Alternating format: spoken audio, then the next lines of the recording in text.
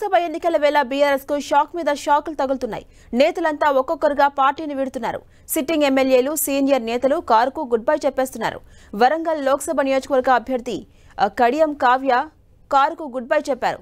ఆమెతో పాటు కడియం శ్రీహరి కూడా పార్టీ మారబోతున్నట్టుగా తెలుస్తోంది. ప్రస్తుతం ఇద్దరు ఢిల్లీ వెళ్లినట్టు తెలుస్తోంది. ఇవాళ రేపో ఇద్దరు కాంగ్రెస్ కండువాను కప్పుకుంటారన్న ప్రచారం జరుగుతోంది. వరంగల్ లోక్సభ నియోజకవర్గానికి కావ్య కాంగ్రెస్ తరపున పోటీ చేసే అవకాశం ఉంది.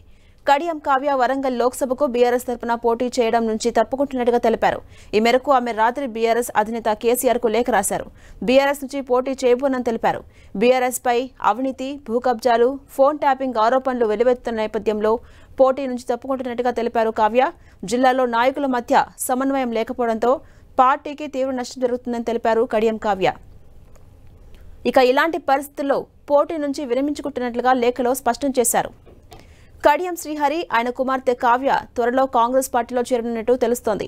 కాంగ్రెస్ లో చేరికపై కడియం శ్రీహరి ఆ పార్టీ పెద్దలతో సంప్రదింపులు జరుపుతున్నట్టుగా సమాచారం.